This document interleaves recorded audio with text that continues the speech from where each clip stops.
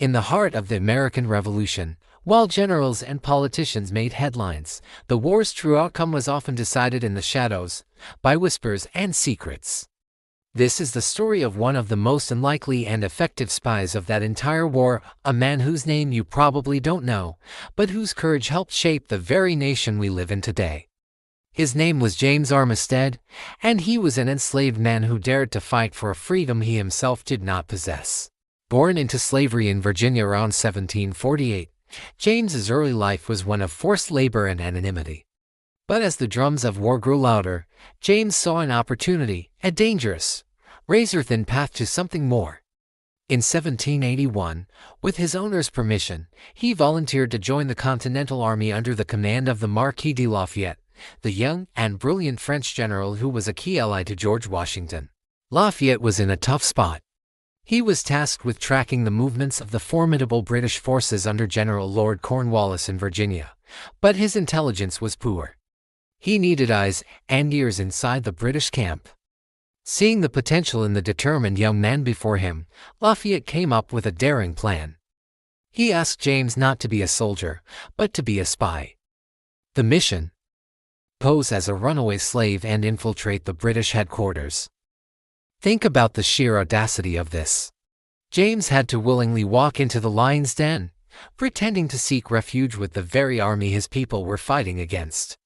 The British, at the time, were offering freedom to enslaved people who joined their cause, a cynical tactic to disrupt the American economy and bolster their own numbers. James used this policy as his cover story. He successfully gained the trust of British officers, including the notorious turncoat Benedict Arnold, who was now a British brigadier general. James was so convincing in his role as a loyal servant and guide that Arnold used him to ferry messages and navigate the unfamiliar Virginia terrain. What Arnold didn't know was that every piece of information, every troop movement, every whispered plane James overheard was being meticulously memorized.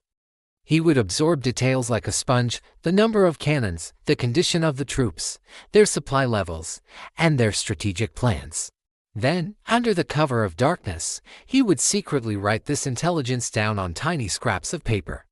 These weren't fancy, coded dispatches. They were raw, vital facts, often written in a simple hand, disguised as mundane lists or notes. He would then pass these precious reports back to other American spies, who would deliver them to Lafayette. His work was incredibly dangerous. A single slip-up, a forgotten detail, or a suspicious glance could have meant immediate exposure and execution. As a spy, he had no protections. If caught, he would have been hanged without a second thought. Yet, he continued, day after day, living a double life, serving his British masters while secretly serving the cause of American liberty. His intelligence became so valuable that his role evolved. He wasn't just a low-level informant anymore. He caught the attention of the top British commander himself, Lord Cornwallis. Impressed by James's apparent knowledge of the local landscape and his reliability, Cornwallis made a fateful decision. He decided to use James as a spy against the Americans. This was the moment James Armistead became a double agent. It was the ultimate gamble. Cornwallis tasked him with spying on Lafayette's army, feeding him false information to pass along. James played his part perfectly. He would carry fake, misleading reports from Cornwallis back to the American lines. But when he met with Lafayette, he would hand over the fake British intelligence, and then provide his *real* report, Cornwallis's true strength, location, and intentions. He had direct access to the British War Council. He was at the center of their entire Southern campaign, and he was feeding every critical detail back to the Americans. One of his most crucial pieces of intelligence revealed that Cornwallis was moving his entire army, some 10,000 soldiers, to a place called Yorktown. Cornwallis believed the deep-water port there would allow the British Royal Navy to supply or evacuate his troops. This was the breakthrough George Washington and his French allies had been waiting for. Armed with James's precise intelligence, Washington and the French General Rochambeau saw their chance. They abandoned their plan to attack New York City and instead executed a brilliant, rapid march south to trap Cornwallis at Yorktown. Simultaneously, the French fleet, under Admiral de Grasse, sailed to the Chesapeake Bay, cutting off any hope of a British naval rescue. Cornwallis was caught. He was surrounded on land by the combined American and French armies and blocked at sea by the French Navy. The siege of Yorktown began. The information provided by James Armistead was the linchpin of the entire operation. It allowed the Allies to coordinate their forces and spring the trap perfectly. After 3 weeks of relentless bombardment, with no supplies and no escape, Lord Cornwallis surrendered on October 19, 1781. The victory at Yorktown effectively ended the Revolutionary War. It was the decisive blow that forced Great Britain to the negotiating table and led to American independence. And it would not have been possible without the courage of an enslaved man playing the most dangerous game imaginable. After the war, a wave of freedom swept the new nation, but it tragically passed James by. A Virginia law passed in 1783 granted freedom to enslaved men who had fought as soldiers. But James hadn't been a soldier, he had been a spy. He was a hero, but on paper, he was still considered property. He returned to his life in slavery, his monumental contribution to American victory unrecognized and unrewarded.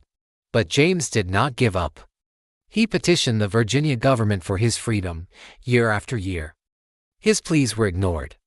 Finally, in 1786, he sought help from the one man who knew the true value of his service, the Marquis de Lafayette. During a return visit to the United States, Lafayette was shocked to learn that his brilliant agent was still enslaved. He immediately wrote a powerful, handwritten testimonial on James's behalf. In this letter, Lafayette described James's work in glowing terms, stating that he did cleverly execute such important commissions with which he was charged and that his intelligence was essential, all for the safety of the army. Armed with this undeniable proof from a celebrated war hero, James petitioned the Virginia Assembly once more. This time, they listened. In 1787, the government of Virginia purchased James from his owner and officially granted him his freedom. As a free man, he chose a new name for himself to honor the general who had believed in him and fought for his liberty. He became James Armistead Lafayette. He acquired land in Virginia, married, and raised a family. He lived the rest of his life as a respected farmer, a quiet hero who had seen the birth of a nation from the inside out. He even received a pension from the government for his wartime service, living to the ripe old age of around 82. The story of James Armistead Lafayette is a powerful reminder that heroes come from all walks of life. He was a man denied the most basic human rights, yet he risked everything for a nation's ideals, even when those ideals didn't apply to him. His legacy is not just in the intelligence he gathered, but in his unyielding pursuit of freedom, both for a country and for himself. His story was almost lost to history, but it's one we should all know and celebrate. He was the spy who helped win the American Revolution. Thank you so much for watching.